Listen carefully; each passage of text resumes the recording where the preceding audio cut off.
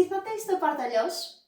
Σήμερα ένα επεισόδιο διαφορετικό θα έλεγα, για το οποίο ούτε εγώ φανταζόμουν ποτέ ότι θα έφτανα να μιλήσω. Το οποίο πιστεύω ότι θα σας συντριγκάρει, είναι το θέμα των φυλακών.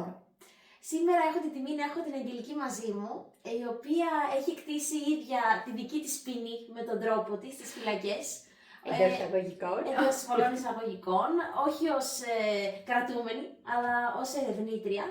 Και μαζί της σήμερα θα ανακαλύψουμε, θα εισβάλλουμε στα άδατα των φυλακών. Νομίζω είσαι ο πιο κατάλληλος άνθρωπος για να μας μιλήσεις για τα συναισθήματα και για την εμπειρία σου μέσα από την έρευνά σου στις φυλακές και μαζί να μιλήσουμε για το πώς μπορούμε να πάρουμε αλλιώς κάθε μας βήμα και κάθε μας δύσκολη στιγμή στη ζωή. Σε καλωσορίζω, Αγγελική. Καλώς σας βρήκα, Σοφία. Σε ευχαριστώ θερμά για την πρόσκληση. Είναι μεγάλη μου χαρά να βρίσκομαι εδώ και να μιλάμε από το Στρασβούργο για ιστορίες φυλακών. Η χαρά είναι και η τιμή είναι όλη δική μου και θα σε αφήσω να παρουσιαστείς, να μας μιλήσεις για το βιογραφικό σου, το οποίο είναι ατελείωτο και να μας πεις λίγα πράγματα για σένα πριν ξεκινήσουμε, αν έχεις την τιμή. Είμαι η Αγγελική Καρδαρά. Είμαι διδάκτορ του Τμήματος Επικοινωνίας και Μέσων Μαζικής Ενημέρωσης του Εθνικού και Καποδιστριακού Πανεπιστημίου Αθηνών. Το θέμα της διδακτορικής μου διατριβής, με αφορμή του οποίου σήμερα μιλάμε, είναι η γλώσσα της φυλακής. Είναι ο ιδιαίτερος δηλαδή γλωσσικός κώδικας επικοινωνίας του έγκυος του πληθυσμού. Είμαι φιλόλογος της ελληνικής φιλολογίας, αλλά με εξειδίκευση στη μεσαιωνική και νεοελληνική φιλολογία, αλλά και λόγω της μεγάλης μου αγάπης για τις γλώσσες, συνέχισα και πήρα επάρκεια και άδεια διδασκαλίας για την αγγλική, τη γαλλική και την ισπανική. Για πολλά χρόνια στην Αθήνα είχα και ένα οικοδιδασκαλείο γλωσσών ελληνικών, αγγλικών, γαλλικών, ισπανικών. Συνεργάζομαι εδώ και πολλά χρόνια με το Πανεπιστήμιο Αθηνών, το e-learning, και συγκεκριμένα είμαι συγγραφέας, εισηγήτρια και εκπαιδεύτρια του e-learning σε εγκληματολογικά προγράμματα, ενδοοικογενειακή βία, criminal profiling, ανθρωποκτονίες, φυλακές, ζητήματα φυλακών και κοινωνικο-οικονομικής επανένταξης κρατουμένων. Το πρόγραμμά μας το καινούριο είναι για τα σεξουαλικά εγκλήματα, υποστήριξη θύματος, προφίλ δράστη. Διδάσκω, κάνω διαλέξεις. Είσαι συγγραφέας βιβλίων που σχετίζονται με την εγκληματολογία. Η συγγραφή είναι αναπόσπαστο κομμάτι της ζωής μου, της καθημερινότητάς μου, αρθρογραφώ και συγγράφω. Ναι, έχω γράψει βιβλία σχετικά με αυτά τα αντικείμενα, τρομοκρατία και ΜΜΕ, φυλακή και γλώσσα, έγκλημα και γυναίκα. Το τελευταίο μου βιβλίο είναι για τη Φόνισσα, για την ανηλικότητα, νέοι παγιδευμένοι στα παιχνίδια της βίας. Η συγγραφή είναι όνειρο ζωής και τα τελευταία 2 χρόνια, από το 24, από το καλοκαίρι του 24, βρίσκομαι μαζί με την οικογένεια στο Στρασβούργο της Γαλλίας. Είμαι βέβαια κάπου μεταξύ Ελλάδος-Γαλλίας, γιατί έχω και τις επαγγελματικές μου υποχρεώσεις. Το μυαλό είναι στην Ελλάδα, το σώμα εδώ.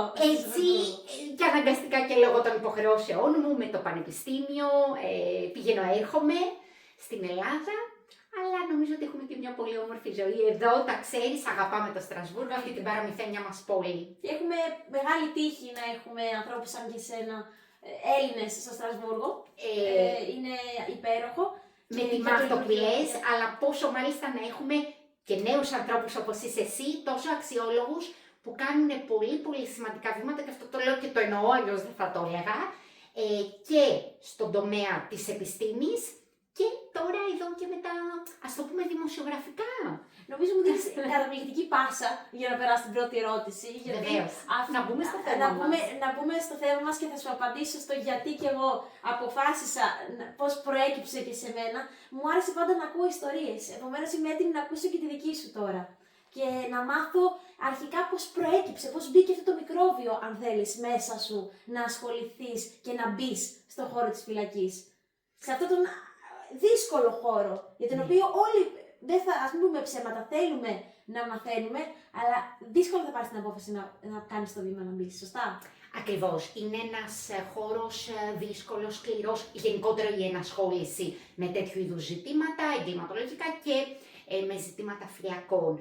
Η αλήθεια είναι ότι θα έλεγα ότι από πολύ μικρή, από το γυμνάσιο κιόλας, είχα ένα ιδιαίτερο ενδιαφέρον και μια ενασχόληση με ζητήματα εγκληματολογικά και κοινωνιολογικά. Διάβαζα, ενημερωνόμουν, έγραφα για ναρκωτικά και νεολαία, για υποθέσεις τότε που μας είχαν απασχολήσει στη δεκαετία του 90, κάποιες πολύκροτες υποθέσεις, οπότε ήταν κάτι που με ενδιαφέρε πάντα. Όταν τελείωσα λοιπόν την ελληνική φιλολογία, ήθελα πολύ να ασχοληθώ με την ερευνητική δημοσιογραφία, έτσι το είχα στο μυαλό μου. Και γι' αυτό αποφάσισα να κάνω το μεταπτυχιακό, αργότερα και το διδακτορικό, στο τμήμα επικοινωνίας και μέσων μαζικής ενημέρωσης του ΕΚΠΑ. Εκεί είχα τη μεγάλη χαρά να γνωρίσω τον καθηγητή μου και μετέπειτα μεντορά μου, τον ομότιμο πλέον καθηγητή εγκληματολογίας Γιάννη Πανούση, τον κορυφαίο αυτόν καθηγητή εγκληματολογίας και σπουδαίο άνθρωπο, και μάλιστα γράφτηκα στο μάθημά του της εγκληματολογίας που ήταν προαιρετικό τελευταία στιγμή, επειδή με έπεισε η φίλη μου. Είχες και από μέσα σου λίγο την τάση, ναι, αλλά δεν ήθελα να το πάρω το μάθημα, γιατί νόμιζα, είχα στο μυαλό μου ότι θα είναι αυστηρός ο κ. Πανούσης, το ένα το άλλο. Και τελευταία στιγμή με έπεισε η φίλη μου. Οπότε κάποια πράγματα, εγώ πιστεύω, είναι καρμικά, είναι ένα συμβούλιο. Έρχονται συγκυριακά. Έρχονται ακριβώς σαν το κάρμα σου, σαν κάτι να σε οδηγεί. Έκανα μια εργασία, τρομοκρατία και ΜΜΕ, με κάλεσε ο κ. Πανούσης στο γραφείο του. Μου είπε, μου έκανε πλάκα μάλιστα στην αρχή, γιατί ήμουνα και έτσι μικροκαμωμένη, φαινόμουν και μικρότερη από την ηλικία μου και μικρό παιδί τότε, νέα κοπέλα τότε. Και μου λέει, κυρία Καρδαρά, εσείς είσαστε που έχετε γράψει αυτή την εργασία? Εγώ νόμιζα ότι θα μπει μέσα, μου έκανε πλάκα μια αναρχική, θα μου σπάσει όλα, έχω κρύψει εδώ τα μπιμπελό κτλ. Γιατί η γραφή σας είναι πολύ δυναμική. Και μου ζήτησε αυτή την εργασία εάν συμφωνώ να γίνει βιβλίο. Από τις εκδόσεις νομικών βιβλίων Σάκουλα, ήταν σαν όνειρο αυτό. Και έτσι ξεκίνησα να ασχολούμαι με τα εγκληματολογικά ζητήματα. Στο πλαίσιο αυτό έκανα το μεταπτυχιακό μου για γυναική εγκληματικότητα και ανάλυση της φώνισσας του Παπαδιαμάντη, που έγινε και το βιβλίο που έβγαλα τώρα. Και μας έκανες παρουσίαση και στο Συμβούλιο της Ευρώπης. Και κάναμε και στο Συμβούλιο της Ευρώπης την παρουσία, στη διάλεξη για τη φώνισσα. Είχα τη μεγάλη τιμή και χαρά. Και όταν αποφασίσαμε να επιλέξουμε ένα θέμα για το διδακτορικό, ο κύριος Πανούσης πρότεινε να είναι κάτι το οποίο θα συνδυάζει το πρώτο μου πτυχίο, ελληνική φιλολογία, το μεταπτυχιακό και διδακτορικό στα ΜΜΕ και την επικοινωνία και τη δική του τη νομική και εγκληματολογία ως επιβλέπων καθηγητής. Επομένως, ήρθε και έδεσε. Εγώ πρότεινα τότε, ήθελα να δουλέψω παραβατικότητα ανηλίκων. Ήταν το όνειρό μου. Και πιο σκληρό, αυτό το θέμα ήθελα να μπω τότε και φυλακές ανηλίκων τότε, τώρα ειδικό κατάστημα κράτησης νέων, ήθελα φυλακές ανηλίκων. Ο καθηγητής όμως μου είπε ότι θέλει να κάνουμε κάτι, εφόσον είναι διδακτορικό, το οποίο δεν θα έχει γράψει κανείς γι' αυτό. Θα είναι κάτι πρωτότυπο, κάτι μοναδικό. Γιατί αυτή είναι και η έννοια του διδακτορικού. Να προσφέρουμε, να δώσουμε ένα λιθαράκι. Μια νέα ιδέα. Μια νέα ιδέα και κάτι πρωτότυπο, κάτι καινούργιο, ένα λιθαράκι στην επιστημονική έρευνα και μελέτη. Ακριβώς. Μια συμβολή, ναι. Μια συμβολή, ακριβώς όπως το είπες. Επομένως, η πρότασή του ήταν αυτή. Ήταν γλώσσα της φυλακής, αργό της φυλακής, ο ιδιαίτερος γλωσσικός κώδικας επικοινωνίας των κρατουμένων. Όταν άκουσα το θέμα, έπαθα σοκ και είπα από μέσα μου, ντρεπόμουν βέβαια, ήμουν ντροπαλό κορίτσι, ντρεπόμουν να του το πω, είπα μέσα μου, no way, αποκλείεται. Αποκλείεται, δεν υπάρχει περίπτωση, αυτό είπα. Γιατί κατάλαβες ότι θα πρέπει να μπεις και μέσα, Όχι αυτό νομίζω ήταν το κομμάτι που με εξήταρε και το ήθελα. Αλλά γλώσσα της φυλακής, τι σημαίνει αυτό, δηλαδή τι, πώς. Ήταν κάτι πρωτόγνωρο. Ναι, κάτι το... Δεν έχετε ξανακούσει. Ποτέ. Ναι. Εντάξει, ο καθηγητής μου είναι κορυφαίος, είναι πρωτοπόρος, μοναδικός, οπότε μόνο αυτός θα μπορούσε να κάνει αυτή την πρόταση.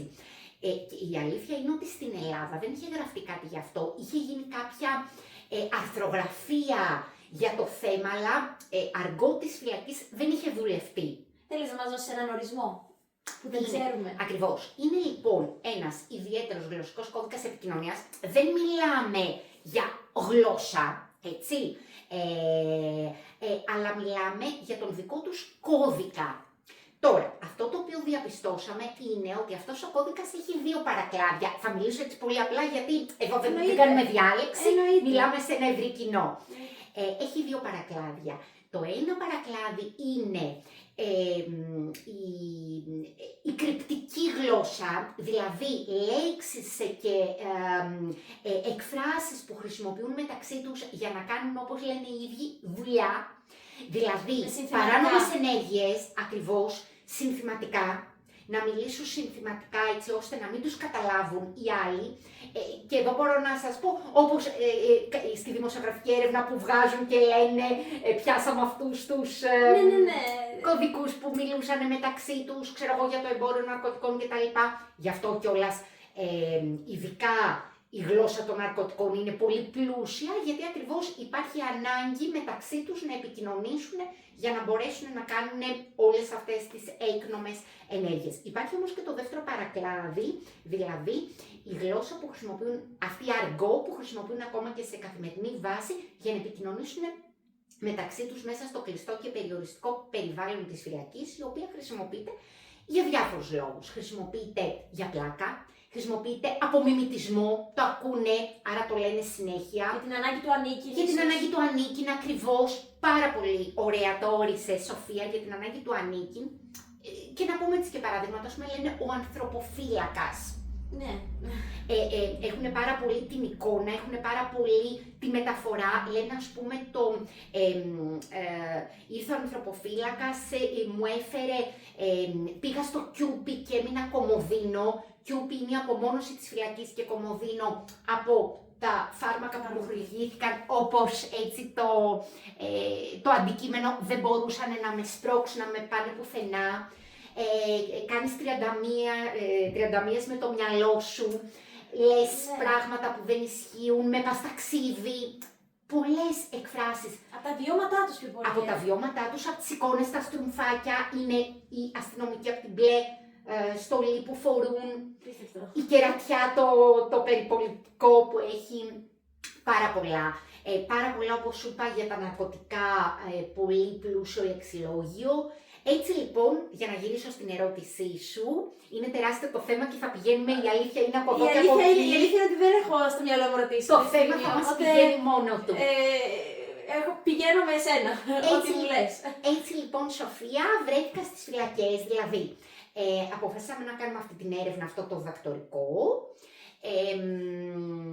Έτσι λοιπόν, ένα κομμάτι του πολύ σημαντικό του διδακτορικού ήταν η έρευνα μέσα στις φυλακές.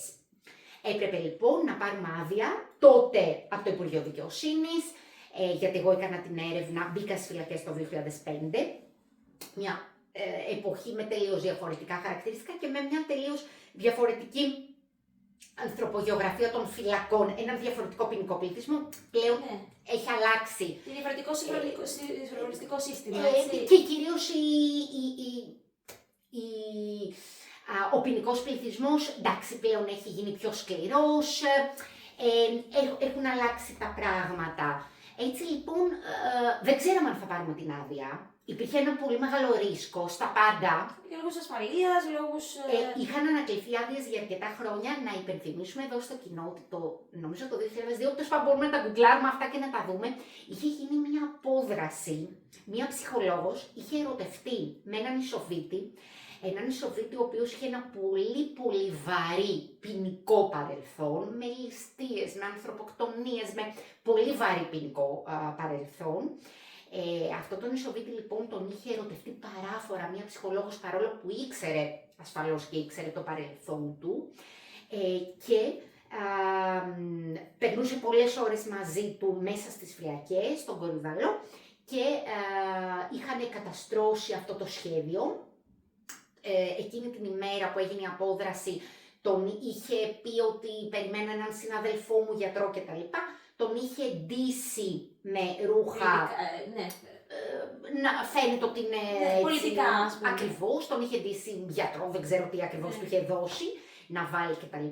Τον έβαλε πέρασε όλους τους ελέγχους λέγοντας ότι αυτός είναι ο συνεργάτης μου που έχει έρθει. Φύγανε, έγινε αυτή η απόδραση, τελικά η κοπέλα βρέθηκε νεκρή σε ένα ξενοδοχείο, νομίζω στην Αμερική. Αυτό πρέπει να έγινε το 2006. Για τις ημερομηνίες μπορείτε να τις γκουγκλάρετε και να τα δείτε. Έχουν γίνει και. Δεν έχει σημασία. Ναι, και υποθέτω σίγουρα θα έχουν γίνει και στον κόκκινο κύκλο και τα λοιπά, όλες αυτές οι ιστορίες. Και νομίζω το 2008 βρέθηκε και εκείνος νεκρός σε άλλο ξενοδοχείο. Μια ιστορία πραγματικά συγκλονιστική. Τότε λοιπόν είχαν ανακληθεί άδειες, ήταν πολύ δύσκολο να μπεις, και ήμουν πάρα πολύ τυχερή το ότι μου δόθηκε η άδεια να μπω. Μετά δεν δίναν άδειες να μπει ο ερευνητής ή η ερευνήτρια, δίναν ως άδειες να στείλεις τα ερωτηματολόγια. Σε μένα λοιπόν ήμουν πολύ τυχερή, ευτυχώς, γιατί τέτοιου είδους έρευνα δεν μπορεί να γίνει αλλιώς, να μπω. Μου χορηγήθηκε άδεια, μπήκα λοιπόν στις φυλακές Κορυδαλλού στο ανδρικό τμήμα. Παραδόξως μου δόθηκε άδεια να μπω στις ανδρικές, όχι στις γυναικείες. Το πιστεύετε? Κι όμως. Είναι απίστευτο. Ξέρεις, είναι αυτά κάποια φορά που λέμε. Γιατί έγινε. Ακριβώς, γιατί. Pourquoi, για να μιλήσουμε και στα γαλλικά μας εδώ. Για να μιλήσεις στο podcast σήμερα. Για να μιλήσεις ακριβώς.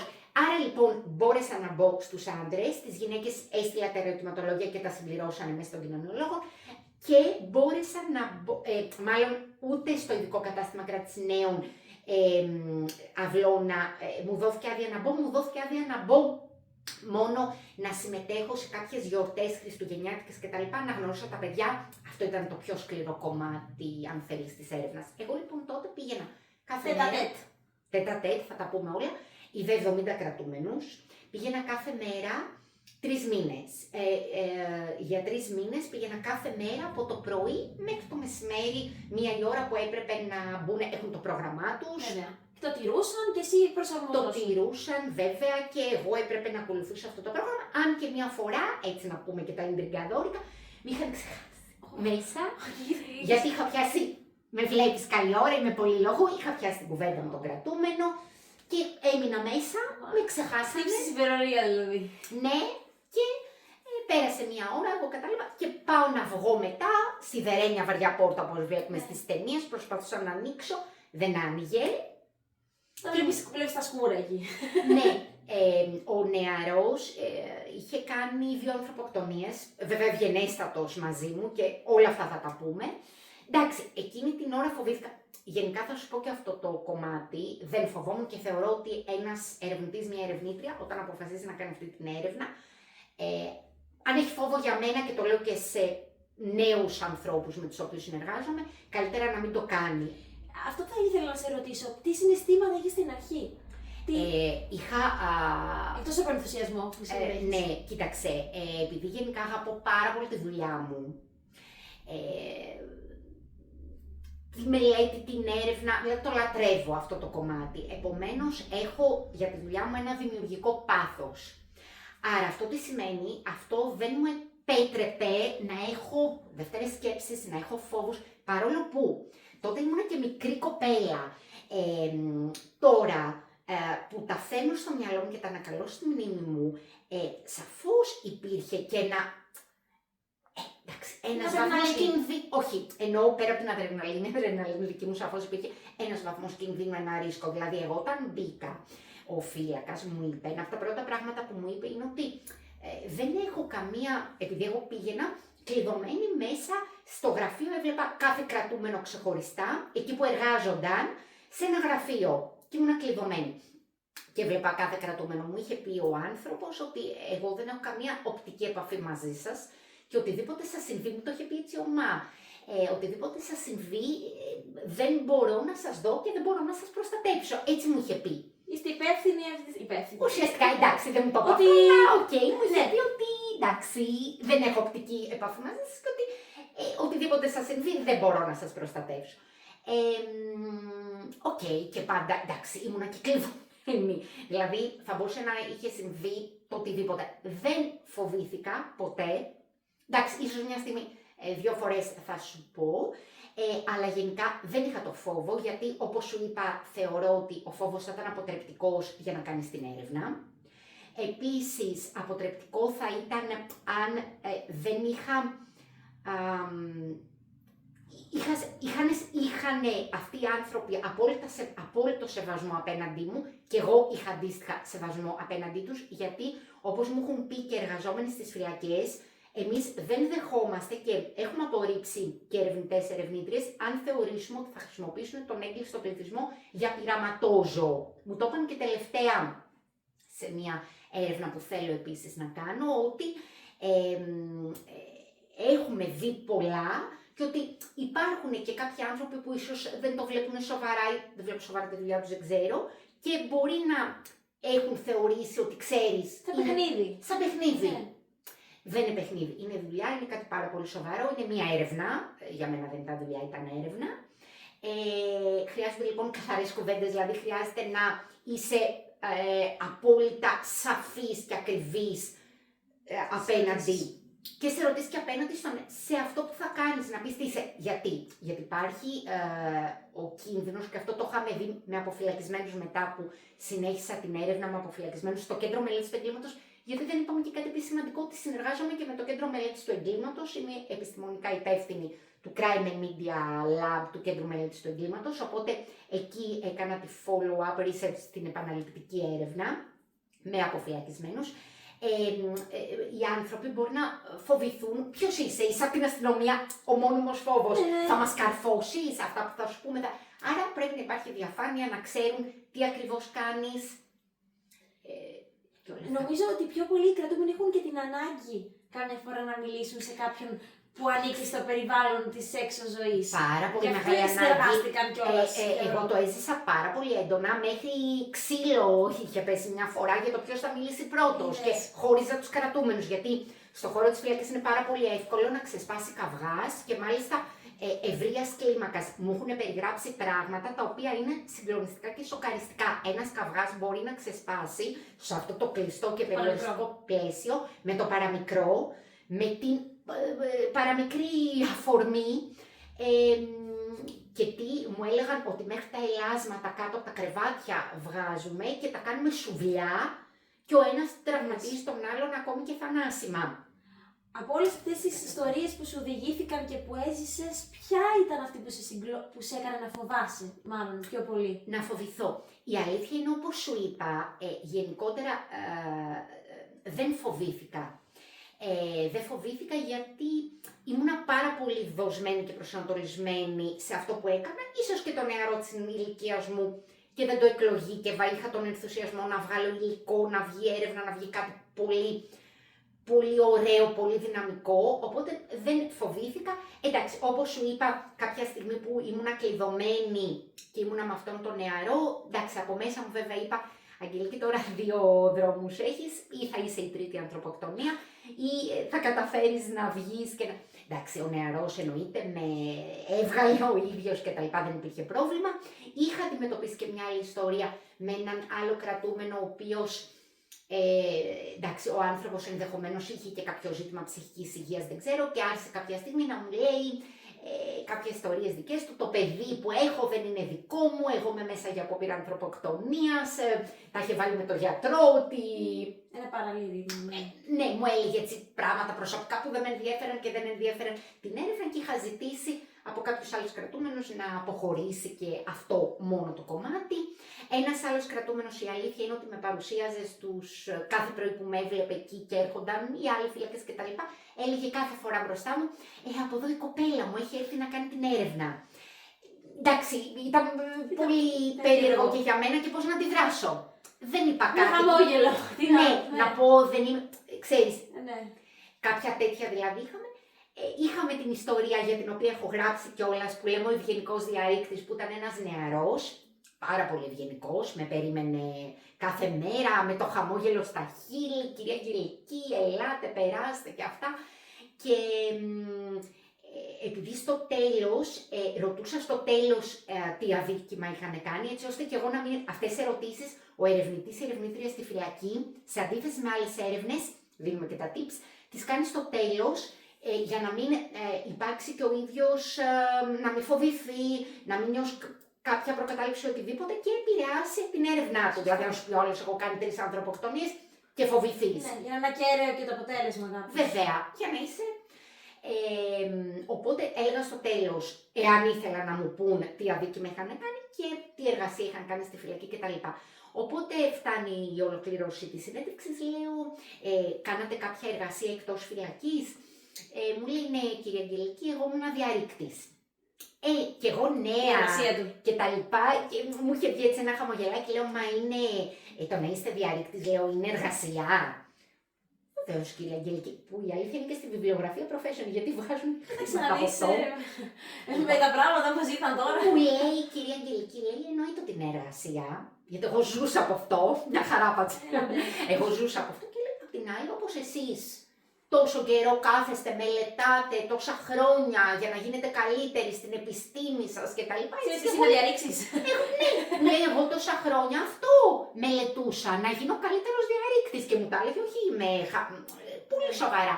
Εσείς, λέει, κυρία Αγγελική, αν μπείτε θα σας πιάσουν αμέσως. Διδακτορικό το ένα, διδακτορικό το άλλο. Έτσι, εμένα αργήσαν πάρα πολύ να με πιάσουν, εσάς αμέσως θα μας πιάνουν. Εντάξει, ήταν έτσι μια ιστορία, η αλήθεια είναι που... Τραγελαφτική. Ναι, έτσι, και εκεί είπα, επειδή ήταν και τόσο ευγενικός. Εντάξει, βέβαια μιλάμε και για μια άλλη εποχή, λέω, μήπως τελικά, εκεί δηλαδή το σκέφτηκα, και αυτό που λέμε, και το λέμε σε θεωρητικό επίπεδο, όμως τελικά είναι και πρακτικό, μήπως εκεί, δηλαδή εγώ θεωρώ σε αυτό το νεαρό, δεν μπορώ να ξέρω αν η οικογένεια, το σχολείο, είχε μια καλύτερη επίδραση, η οικογένεια, το σχολείο, οι παρέες, μπορεί σε κάποιους τέτοιους ανθρώπους να είχε μια καλύτερη πορεία. Να είχε δράσει διαφορετικά. Να είχε δράσει διαφορετικά. Ναι. Αυτό που με συγκλώνησε όμως ήταν που είχα πολλούς νεαρούς που μου έλεγαν ότι η φυλακή είναι σπίτι μου, ότι εδώ έχω να φάω τουλάχιστον, ότι εκτός φυλακής θα πέθαινα από τα ναρκωτικά ή από οτιδήποτε, ότι εγώ και να βγω, εδώ θα ξαναγυρίσω. Καταρχάς υπάρχουν άνθρωποι, αυτό μου το έχουν πει και γυναίκες κρατούμενες, δεν ξέρω να κάνω κάτι άλλο. Εγώ με το που θα βγω, μου είχε πει γυναίκα κρατούμενη, και τελευταία το 22 που είχα μπει για έρευνα στις φυλακές στη ΒΑΣ, στις γυναίκες, ουσιαστικά αυτό ξέρει να κάνει. Και μου λέει, τι άλλο θα κάνω? Εγώ θα μπω, κύριε Αγγελική, και θα κλέψω. Μου λέει, μόλις βγω, έτσι μου το είχε πει, θα κλέψω. Μου λέει, γιατί? Λέω, μα γιατί και αυτά. Δεν έχω δουλειά, δεν έχω σπίτι, δεν έχω κανέναν έξω. Αυτό θα κάνω. Και ξέρεις, είναι συγκλονιστικό όμως να το ακούς αυτό το πράγμα και λες γιατί, και λες, εδώ θέλω την κοινωνική μέρημνα, ειδικά στις γυναίκες που είναι ένας πολύ μικρός αριθμός. Οι γυναίκες στη φυλακή είναι πολύ μικρός ο αριθμός. Είναι πολύ μικρός. Πολύ μικρός αριθμός. Όχι διεθνώς, μιλάμε για ένα, ας πούμε, 5% διεθνώς.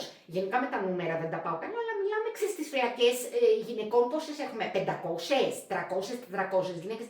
Πολύ μικρός αριθμός, άρα και διαχειρίσιμος. Άρα εκεί ναι, θέλω να δω την κοινωνική μέρημνα και πρόνοια ώστε αυτή η γυναίκα να μην κλέψει, να μην γυρίσει ξανά στις φυλακές, να μην γίνει αυτό που η ίδια μου λέει ότι εγώ θα βγω και θα κλέψω, όχι. Σε αυτό το σημείο να ρωτιέσαι και πώς εφαρμόζεται ο νόμος, αν πρέπει να εφαρμόζεται σε όλους καθολικά. Πρέπει...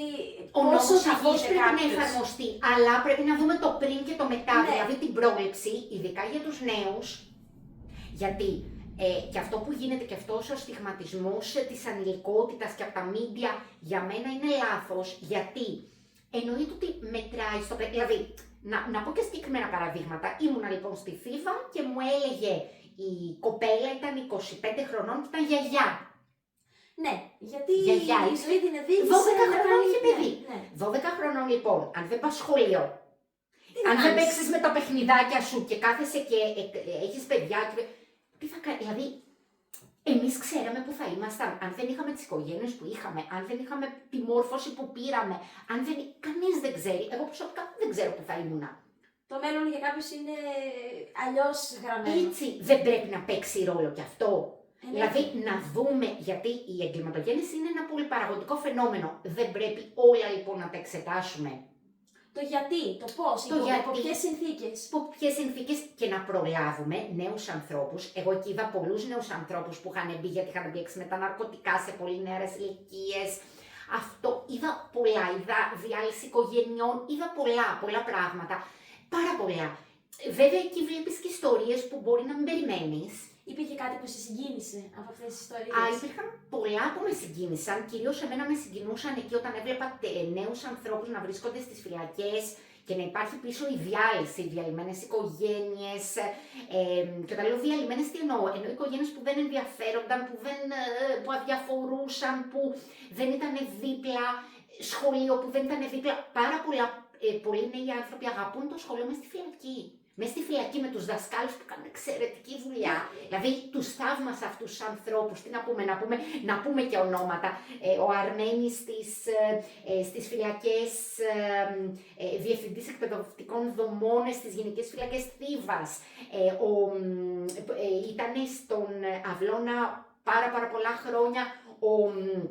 Ο Πέτρος Δαμιανός, βέβαια, φύλακας άγγελος των μαθητών στο ειδικό κατάστημα Κρατασίνων Αυλών. Συγκλονιστική δουλειά από τους εκπαιδευτικούς των φυλακών.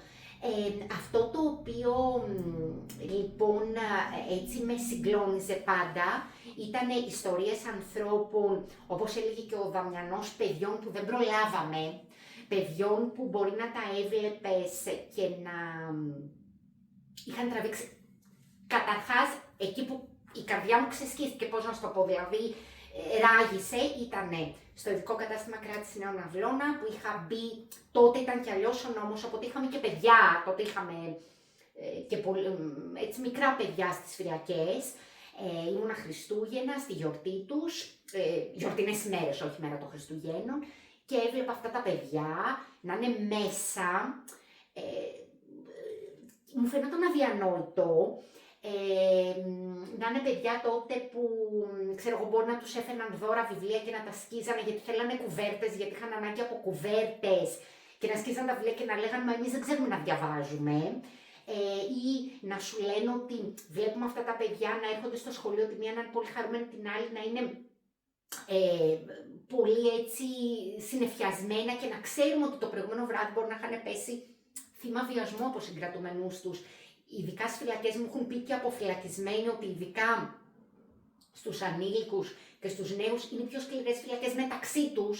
Πολλά καψόνια, ξύλο, μπορεί και βιασμοί κτλ. Οπότε καταλαβαίνεις τι είναι, ας πούμε, ένας εκπαιδευτικός στις φυλακές και να ξέρεις ότι αυτό το παιδί μπορεί να έχει υποστεί ή και ο ενήλικος βιασμό και να μπορεί να μιλήσει.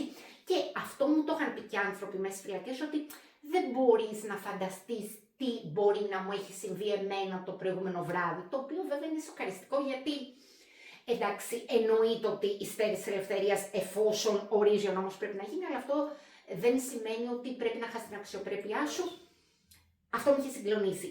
Και ένα άλλο, κάποιες άλλες ιστορίες ήταν ότι ο πρώτος κρατούμενος που είχα δει τότε, το 2005, ήταν συμφοιτητής του καθηγητή μου.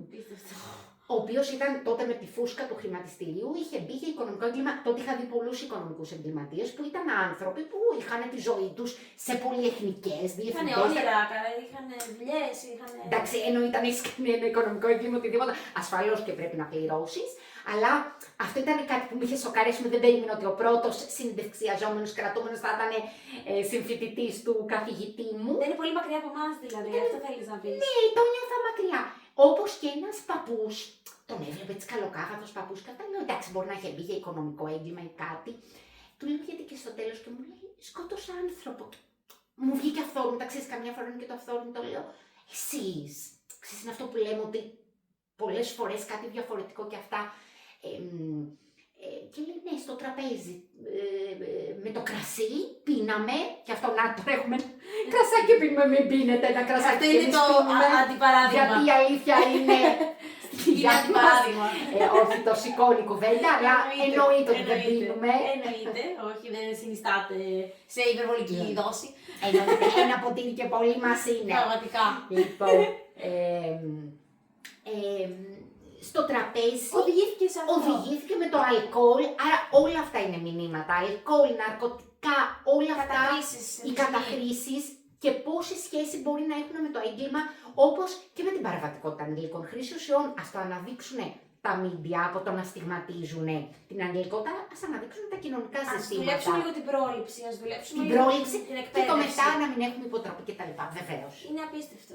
Το πιο συγκλονιστικό από αυτά που μου λες προσωπικά που που έχω ως ακροάτρια είναι το πώς κάποιοι άνθρωποι καταφέρνουν και ανταπεξέρχονται σε αυτές τις συνθήκες και παρόλα αυτά κάνουν τη χριστουγεννιάτικη γιορτή και παρόλα αυτά ζουν. Αχ, είναι απίστευτο. Ξέρεις τι μου έδωσες τώρα, Πάσα, και λέμε. Εν τω μεταξύ, κάνω παρένθεση. Είναι και η πρώτη φορά που δίνω μια συνέντευξη τόσο χαλαρή. Όχι, αυτό μιλάμε για ένα θέμα που αγαπώ και θέλω να γράψω και βιβλίο γι' αυτό. Ξέρεις, και επειδή μιλάμε επιστημονικά και δίνουμε διαλέξεις επιστημονικά ως επιτοπλίστων, είμαστε, ξέρεις, πολύ αυστηροί. Εμένα μου αρέσει αυτό, δηλαδή και η ανθρώπινη διάσταση. Οι σημαντικές συζητήσεις γίνονται στον καναπέ. Γίνονται στον καναπέ, χωρίς παπουτσάκια, έτσι, και αισθάνομαι κι εγώ υπέροχα, γιατί μου αρέσει πολύ η ανθρώπινη διάσταση. Που λες, είπες κάτι πριν, πώς επιβιώνουν. Είχα κάνει μια συνέντευξη με έναν άνθρωπο, ο οποίος, εντάξει δεν θα πω το όνομα του, ο οποίος έχουν γίνει και ντοκιμαντέρ και στην τηλεόραση κτλ. Είχαμε βρεθεί, μάλιστα, είχε αποφυλακιστεί και είχαμε βρεθεί, μάλιστα στο παιδότοπο τον είχα φέρει για καφέ, γιατί είχα τα παιδιά μου εκεί, που έχει μια συγκλονιστική ιστορία. Πάλι με οικογένεια διαλυμένη, και όταν λέω διαλυμένη, δεν εννοώ τους χωρισμένους, γιατί δυστυχώς πλέον πολλές οικογένειες χωρισμένες, ενώ διαλυμένοι, δηλαδή αλλού μαμά, αλλού μπαμπάς, να μην υπάρχει επικοινωνία, επαφή. Λοιπόν, αυτός του δώσανε, από το εξωτερικό του δώσανε μια βαλίτσα με ναρκωτικά για να το φέρει στην Ελλάδα. Δεν ήξερε, τόσο πάντων δεν έχει σημασία.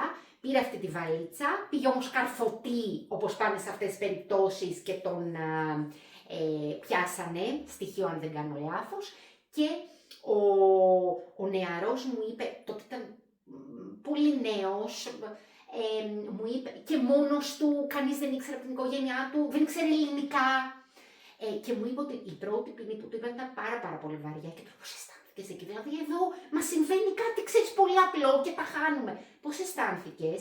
Και μου λέει, ένιωσα λύτρωση. Του λέω, τι? Μου λέει, ένιωσα λύτρωση. Ένιωσα ότι έχω πιάσει πάτο και ότι πλέον δεν υπάρχει κάτι άλλο. Άρα πρέπει κάτι να γίνει για να μπορέσω να σηκωθώ ξανά. Και αυτός ο άνθρωπος, επειδή ήταν πολύ δυνατό μυαλό στα μαθηματικά, κατάφερε, βραβεύτηκε, πέρασε στο πανεπιστήμιο μέσα από τις φυλακές και τώρα κάνει, και ελπίζω ότι έχει έτσι μια πολύ ωραία ζωή εκτός φυλακής. Άρα υπάρχει και αυτό το παράδειγμα. Υπάρχει φως. Υπάρχει φως στο σκοτάδι της φυλακής. Αυτό ήταν και τότε που του είχα κάνει συνέντευξη, αυτό έλεγα έτσι έκανα αυτό το λογοπαίγνιο με το φως και το σκοτάδι.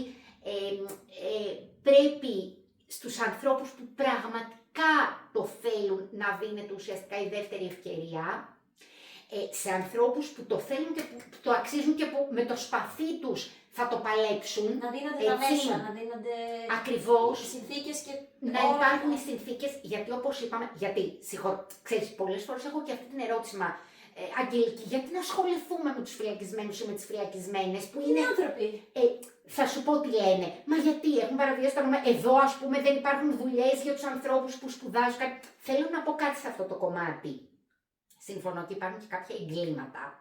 Ας πούμε, οι βιασμοί παιδιών, οι ανθρωποκτονίες παιδιών κτλ. Που λες, οκ. Είναι αποτρόπαιο. Είναι αποτρόπαιο, δεν το χωράει ο νους, δείχνεις. Γι' αυτό ακόμη και μες στη φυλακή υπάρχει ο άγραφος νόμος της φυλακής και όλα αυτά. Όμως δεν σημαίνει ότι δεν υπάρχουν και αυτές οι περιπτώσεις που είπαμε, δηλαδή ειδικά με τους νέους, ότι μπορεί όντως ένα παιδί να μπλέξει. Όντως ένα παιδί να μην έχει από την οικογένειά του τα όρια, να μην έχει από το σχολείο του αυτή την αγκαλιά, τους ειδικούς φραγμούς. Τους φραγμούς, ή να έχει το ίδιο κάποιο ζήτημα και να πρέπει να μιλήσει με έναν ψυχολόγο και να μην λάβει έγκαιρα την υποστήριξη που χρειάζεται. Άρα όλα πρέπει να λαμβάνουν την υπόψη. Δεν είναι όλα ότι τα τσουβαλιάζουμε και όλα τα γενικεύουμε. Και κάθε κρατούμενος πρέπει να αντιμετωπίζεται ως μονάδα. Σωστά. Γιατί έχει τη δική του ιστορία, ακριβώς, έχει τη δική του ιστορία. Και αλλιώς θα δούμε μία κατάσταση υπό αυτό το φως και αλλιώς ακριβώς υπό το άλλο πρίσμα. Άρα κάθε περίπτωση είναι ξεχωριστή και διαφορετική. Έχεις απόλυτο δίκιο. Σε ακούω, όπως βλέπεις, με ανοιχτό το στόμα. Θα ήθελα, αν θέλεις, σε αυτό το σημείο να το πάμε και πιο προσωπικά. Βεβαίως. Να μας μιλήσεις ως Αγγελική και όχι ως Αγγελική Καρδαρά ερευνήτρια και να μας πεις εσύ πώς έζησες, πώς το βίωσες, πώς επέδρασε μέσα σου. Είναι ένα πολύ δυνατό Η βίωμα. Είναι ένα πολύ δυνατό βίωμα, το βίωμα της έρευνας μέσα στη φυλακή. Και χαίρομαι πολύ για αυτή τη συζήτηση που κάνουμε, γιατί θεωρώ ότι δεν δίνεται εύκολα, ας πούμε, το βήμα. Δηλαδή, μένουμε μόνο στο αποτέλεσμα, ας πούμε, στο βιβλίο που γράφτηκε 600 και σελίδες, οκ. Αλλά αυτός δεν υπάρχει ένα βίωμα πίσω, δεν υπάρχει ανθρώπινη διάσταση. Τι σου μένει, πώς Τι σου μένει, πώς σε αγγίζει όλο αυτό. Είναι μια εμπειρία ζωής. Για μένα είναι μια από τις συγκλονιστικότερες εμπειρίες ζωής και μαθήματα ζωής. Μπήκα κι εγώ, έστω και σε ερευνητικό επίπεδο, στην άλλη πλευρά και είδα πώς είναι αυτός ο κόσμος, πώς είναι αυτό το άβατο. Είδα ότι είναι πάρα πολύ δύσκολο. Υπάρχει ένα, το λέμε στην βιβλιογραφία μας, στη βιβλιογραφία, το σύνδρομο της ιδρυματοποίησης ή αλλιώς άλλοι μελετητές το λένε της φυλακοποίησης, prisonization στην αγγλοσαξονική βιβλιογραφία, που αφορά τους κρατούμενους και αφορά και προσωπικό των φυλακών, δηλαδή ότι το βίωμα του εγκλισμού επιδρά πάνω τους. Βέβαια παίζουν διάφοροι παράγοντες ρόλο, όπως λέει και η βιβλιογραφία μας, όπως το μέγεθος της φυλακής, η αυστηρότητα της φυλακής, η ποινή, αλλιώς είναι ο ισοβήτης και το βλέπεις, και αλλιώς ένας άνθρωπος, ας πούμε, ο οποίος είναι υπόδικος, για το πώς θα επιδράσει μέσα σου. Όμως αυτό το βίωμα είναι πολύ έντονο, επιδρά σε όλους και βέβαια επιδρά και σε έναν ερευνητή. Μια ερευνήτρια επέδρασε και σε μένα. Με τι τρόπο? Με την έννοια. Τότε, ας πούμε, δεν το καταλάβαινα, αλλά τότε, ας πούμε, είχα εφιάλτες. Ναι, Ξυπνούσα από εφιάλτες. Ενώ δεν φοβόμουν, έκανα την έρευνά μου κανονικά, δεν το καταλάβαινα, το βράδυ ξυπνούσα από εφιάλτες. Αν άκουγα καμιά φορά κάποια στιγμή έκλεισε μια πόρτα σπίτι μου από τον αέρα και σηκώθηκα όρθια έτσι. Ήσασταν τα εισιτήρια του alert. Έτσι, alert. Σε επαγρύπνηση. Επίσης δεν μπορούσα να μπω στο μετρό, είχα κλειστοφοβία. Αγοραφοβία, κλειστοφοβία κτλ. Ακριβώς. Ναι. Υπήρχαν λοιπόν κομμάτια, τόσο μάλιστα για τους ανθρώπους, και πρέπει να υπάρξει και μέριμνα για τους ανθρώπους. Ας πούμε, μου έχουν πει σε σεμινάρια μου σοφρονιστική πάλι ότι όταν εμείς θα βιώσουμε, ας πούμε, μια αυτοκτονία, μια αυτοχειρία ενός κρατούμενου και θα δούμε τον κρατούμενο Που μιλάγαμε πριν από λίγο, να έχει προβεί σε αυτήν την πράξη και να βλέπουμε και τον τρόπο που έχει προβεί και να τον βλέπουμε έτσι όπως είναι, δεν χρειαζόμαστε, μου λέει, και μη στήριξη. Και πολλοί από αυτούς τους ανθρώπους αντιμετωπίζουν μετά ζητήματα ψυχικής υγείας και πολλοί, δεν θα πω πολύ, δεν θέλω ούτε να γενικεύω ούτε να κάνω, αλλά σίγουρα έχουν αντιμετωπίσει, τουλάχιστον από ό,τι μου λένε και στις εξομολογήσεις τους στα σεμινάρια που κάνω. Λέγεται και δευτερογενές τραύμα, νομίζω, στην ψυχολογία. Βέβαια, είναι το τραύμα. Βέβαια, και χρειάζεται και για αυτούς τους ανθρώπους και βέβαια για έναν κρατούμενο. Εγώ μάλιστα έχω σκεφτεί πολλές φορές και λέω, γιατί και ο κάθε κρατούμενος έχει και διαφορετικό παρελθόν. Δηλαδή, υπάρχουν οι άνθρωποι οι οποίοι μπαινοβγαίνουν από πολύ μικρή ηλικία στις φυλακές. Αυτοί το βιώνουν διαφορετικά. Σκέφτομαι, ας πούμε, ότι διαφορετικά, και έχω γράψει και σχετικό άρθρο, θα το βιώνω με ένας άνθρωπος που έχει κάνει ένα οικονομικό έγκλημα. Και έχει μπει και ήταν, ας πούμε, διευθυντής σε μια πολυεθνική και μπαίνει, ας πούμε, στα 50 του. Δεν θα το βιώσει διαφορετικά. Το είδα, το αντιμετώπισα. Από κάποιον, ας πούμε, που έχει ποινικό παρελθόν και το βλέπα και στην έρευνα. Δηλαδή, αυτός μου έλεγε, κρατούσε μια στασιοποίηση ή και στην ιεραρχία της φυλακής ήταν σε διαφορετικό, σε άλλη βαθμίδα. Άρα και αξιακά λίγο το παίρνεις αλλιώς, που λέμε. Υπάρχει ιεραρχία των φυλακών, υπάρχουν οι άγραφοι νόμοι, δεν εφαρμόζονται κατά γράμμα, χωρίς εξαίρεση κτλ. Υπάρχουν όμως όλα αυτά, οι ίδιοι κρατούμενοι μου το επιβεβαίωσαν και οι αποφυλακισμένοι. Υπάρχει δηλαδή αυτό το κομμάτι, έχεις κάνει κακό σε παιδί, εννοείται ότι είσαι στο περιθώριο. Από την άλλη, σου λέει, μου λένε δηλαδή, μου είπανε, ακόμη και εκεί, αν καταφέρει να σε πείσει, δηλαδή σκότωσε λέει τη μάνα του, αλλά ήρθε και μας έπεισε, ότι μας είπε ότι η μάνα μου με κακοποιούσε, ας πούμε, οπότε αν σε πείσει ή μετά λέει είναι όπως στην έξω ζωή, δηλαδή πλευρίζουν, ας πούμε, αυτόν που ξέρουν ότι στην ελεύθερη κοινωνία έχει οικονομική επιφάνεια, τον πλευρίζουν, ναι, για να αποσπάσουν ωφέλη. Ωραία. Ναι. Οπότε υπάρχει δική μεταχείριση. Άρα είναι ένας μικρόκοσμος που Αποτελεί μέρος και της γλώσσας που λέμε της φυλακής. όλα αυτά Γλώσσα βέβαια και το συμπεριφορά, σωστά. βέβαια, γιατί η γλώσσα είναι φορέας σκέψεων, ιδεών, εκφράσεων. Όλα αυτά λοιπόν αποτυπώθηκαν και στο βιβλίο μου «Φυλακή και γλώσσα», εκδόσεις νομικών βιβλίων Σάκουλα. Δεν ξέρω βέβαια πλέον αν μπορούν να το βρουν το 2017, όμως και σε βιβλιοθήκες και τα λοιπά μπορούν να το βρουν όσοι ενδιαφέρονται. Που εκεί τα περιγράφουμε όλα αυτά τα κομμάτια, έχουμε και το γλωσσάριο στο τέλος, ένα μεγάλο γλωσσάριο και μακάρι κάποια στιγμή να μπορέσω να γράψω αυτό που κάνουμε τώρα, το βίωμα της ερευνήτριας, που είναι ένα άλλο κομμάτι στο οποίο χαίρομαι, σου είπα πολλές φορές, αξίζει να το αναδείξουμε. Αν μπορούσες μετά από όλη σου αυτή την εμπειρία, τι σου έχει μείνει και τι θα έλεγες, τι θα συμβούλευες? Αν μπορούσες να δώσεις με 3 λέξεις, με 3 μικρές φράσεις, 3 συμβουλές σε όσους μας ακολουθούν και μας ακούν. Αχ, ναι. Καταρχάς... Για όλη σου την πορεία, ναι, την απόφαση να ασχοληθείς με αυτό το τόσο δύσκολο και ενδιαφέρον ταυτόχρονα κόσμο και ύστερα από την εμπειρία σου. Σου βάζω δύσκολα, αλλά αν μπορούσες να απομονώσεις 3. Ναι, 3. Λοιπόν, καταρχάς θα έλεγα ότι είναι πολύ σημαντικό να ακολουθούμε το όνειρό μας. Εγώ ακολούθησα το όνειρό μου στη ζωή μου. Αυτό ήταν κάτι που μου το πέρασαν ως γραμμή, αν θέλεις, μου το πέρασε ως γραμμή η οικογένειά μου, οι γονείς μου, ότι για να μπορέσεις να κάνεις και να επιτύχεις, ας πούμε, σε αυτό που κάνεις, πρέπει να το αγαπάς πραγματικά και ουσιαστικά. Επομένως, μου είπανε, θα ακολουθήσεις τον δικό σου δρόμο, το δικό σου μονοπάτι. Και αυτό έκανα. Θεωρώ λοιπόν πολύ σημαντικό να ακολουθούμε αυτό που πραγματικά αγαπάμε. Το οποίο βέβαια, γιατί δεν πρέπει να τα εξειδανικεύουμε και να τα κάνουμε όλα, έχει και τις δυσκολίες. Δεν σημαίνει πάντα ότι ο δρόμος που αγαπάμε είναι εύκολος, μπορεί να είναι πολύ δύσκολος, μπορεί να είναι πολύ ψυχοφθόρος. Ακριβώς, εγώ διάλεξα έναν ψυχοφθόρο δρόμο, γιατί ο δρόμος της συγγραφής, της έρευνας είναι και μοναχικός και δύσκολος και ψυχοφθόρος και στην Ελλάδα το ξέρουμε πολύ καλά. Εντάξει, δεν αμείβεται αυτός ο δρόμος σε σχέση με αυτό που προσφέρουμε. Θεωρώ και συγγραφικά και επιστημονικά ατελείωτες ώρες δουλειές, 10 ώρα γράφω την ημέρα ακόμα. Οπότε κάτι κερδίζουμε, κάτι χάνουμε. Αυτόν τον δρόμο δεν μπορείς να τον ακολουθήσεις αν δεν τον αγαπάς. Ακριβώς. Αυτό το λέω και σε νέους ανθρώπους που έρχονται μέσα στις παρουσιάσεις βιβλίων και μου λένε «Μπράβο, τι ωραία, λαμπερή παρουσίαση». Δεν το βλέπεις έτσι όμως.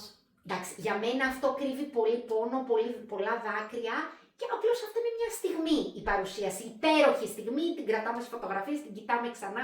Αλλά, είναι όλο το πίσω που είναι δύσκολο. Άρα, αυτό είναι το πρώτο, να αγαπούν αυτό που κάνουν.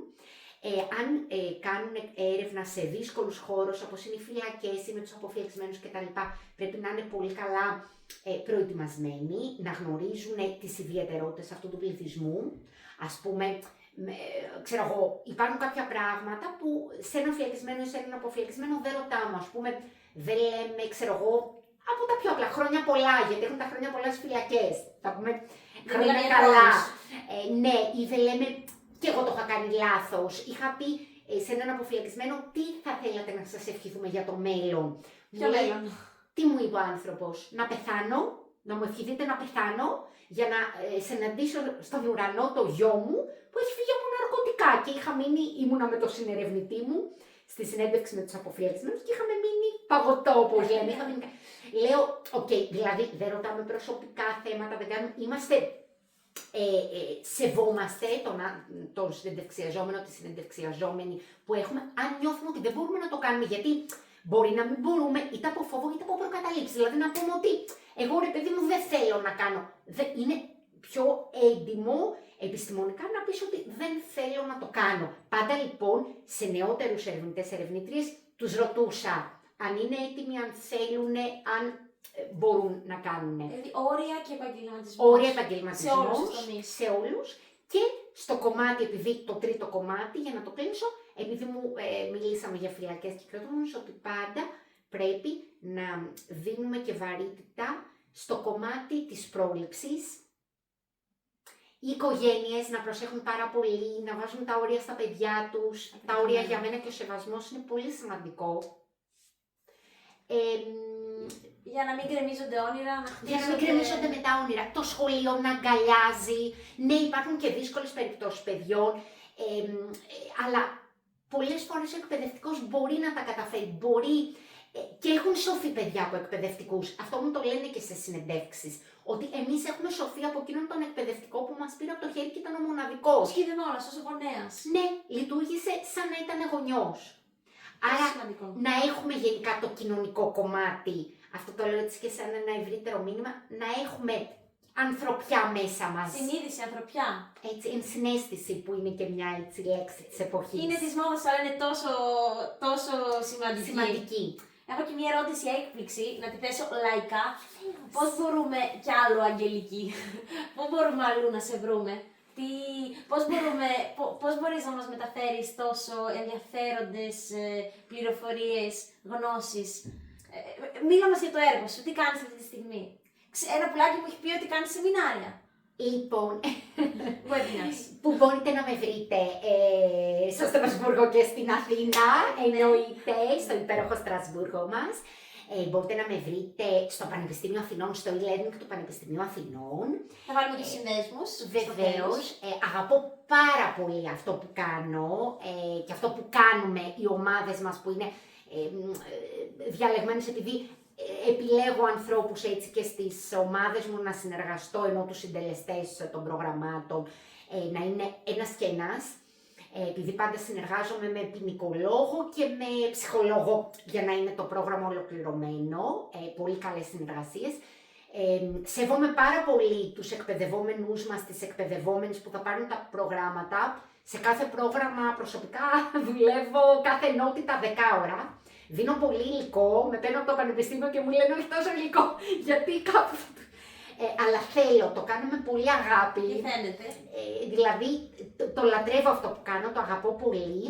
Φέτος έκανα και αυτό το παράτολμο, πήρα 2 προγράμματα να δουλέψω ταυτόχρονα. Ένα για τις παραβατικές συμπεριφορές ανηλίκων σε συνδυασμό με τις διαδικτυακές εξαρτήσεις από τζόγο, εξαρτήσεις από την οθόνη, εξαρτήσεις που κάναμε ένα πολύ ωραίο πρόγραμμα με Λεμπέση και Παπαγαθονίκου, Λεμπέση Μάρθα, Λεμπέση εγκληματολόγο, Παπαγαθονίκου, ψυχολόγος, ψυχαναλυτής, και μετά τα σεξουαλικά εγκλήματα που ξεκινούν τον Μάιο με Παναγιώτη Παπαϊωάννου, τον γνωστό και μαχόμενο ποινικολόγο και διδάκτορα εγκληματολογίας, και Παπαγαθονίκου πάλι ψυχολόγο, ψυχαναλυτή.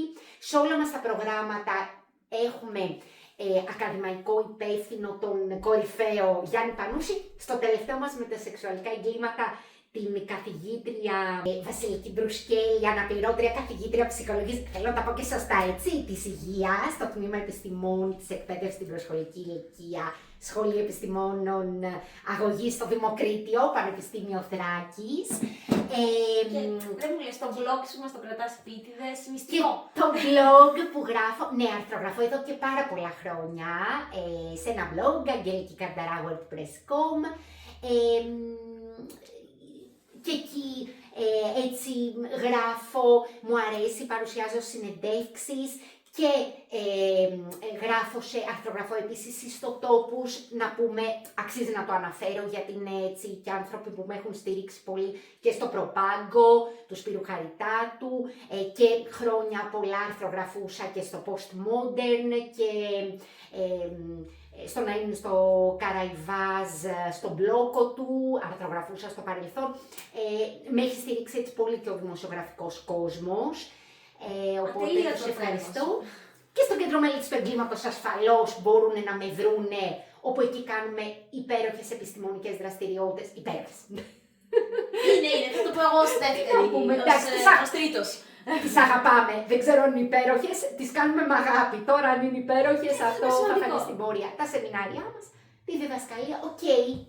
Είναι ατελείωτο το έργο σου και ατελείωτο. Απλώς υπάρχει αγάπη, αυτό να πω, και από εκεί και ύστερα, οκ, εντάξει, όλα τα άλλα έρχονται. Εννοείται, και θα σε ευχαριστήσω πάρα πολύ σε αυτό το σημείο. Δεν μπορείς να φανταστείς πόσο χαρά έχω και πόσο τιμή μου έκανες. Εγώ σε ευχαριστώ, γιατί η Σοφία μου ξεχωρίζεις. Είσαι ένας νέος άνθρωπος που έχεις καταφέρει ήδη πολλά, έχει τα μεταπτυχιακά της, να πω και εγώ κάποια πράγματα, έχει τα μεταπτυχιακά της, 2 μεταπτυχιακά στο Στρασβούργο. Λατρεύω τους νέους ανθρώπους που έχουν τόση πρόοδο και το λέω σε εσάς και το λέω και στους νέους, το ξέρουν στα σεμινάρια μου κτλ. Ανοίξτε τα φτερά σας, φύγετε και εξωτερικό. Εγώ έφυγα μεγάλη και το μετανιώνω. Έπρεπε να φύγω και νεότερη, αλλά δεν πειράζει, οκ, ποτέ δεν είναι αργά. Και έχεις ήδη δώσει την πινελιά σου στο Στρασβούργο. Μακάρι, οκ. Εννοείται. Δίνουμε κάτι. Είναι απίστευτη τιμή μου. Και μ' αρέσει γιατί παρόλο που είσαι και εργάζεσαι αυτή τη στιγμή σε ευρωπαϊκό οργανισμό, το οποίο είναι και πολύ δύσκολο να εργαστεί κάποιο σε ευρωπαϊκό οργανισμό, οπότε είσαι άξια θαυμασμού. Μ' αρέσει που κάνεις και εσύ τον όνειρό σου, το οποίο βλέπω ότι έχει κάτι με δημοσιογραφία. Αφού τη ρώτησα, μήπως θέλεις να γίνεις δημοσιογράφος. Είναι η δίψα μου να ακούω ιστορίες από ανθρώπους που με ενδιαφέρουν. Αυτό είναι όμως ένα δημοσιογραφικό μικρόβιο και... Και θέλω να ξέρεις ότι είσαι το κίνητρο που μου δίνει και δύναμη να συνεχίζω. Πολύ χαίρομαι. Γιατί είσαι πραγματικά πηγή ενέργειας. Πολύ χαίρομαι και μακάρι να δώσω το κινητό και σε άλλους νέους. Είπαμε, στηρίζω τους νέους, τους αγαπώ και χαίρομαι πάντα να συνεργάζομαι με νέους ανθρώπους. Και οι νέοι άνθρωποι να συνεργάζονται μαζί σου. Δίνουν ζωή, εντάξει. Σε ευχαριστούμε και σένα που μας άκουσες. Η κατακλείδα θα είναι πάντα η ίδια, μάλλον τελικά σε αυτό το podcast. Κάνε ό,τι σε γεμίζει, ακολούθα τα όνειρά σου. Ξεκίνα με τον δύσκολο ή τον εύκολο τρόπο, γιατί τα δύσκολα ίσως είναι και τα πιο ωραία τελικά. Σε ευχαριστούμε και σε ευχαριστούμε. Τα λέμε στο επόμενο επεισόδιο. Πάρ' το αλλιώς. Πάρ' το αλλιώς. Και στο επόμενο επεισόδιο μιλάμε και για την ζωή στο Στρασβούργο. Και μιλάμε για τη ζωή στο εξωτερικό. Και τις δυσκολίες και τις χαρές. Μου έδωσε και το χ. Πάρ' το αλλιώς. Πάρ' το αλλιώς.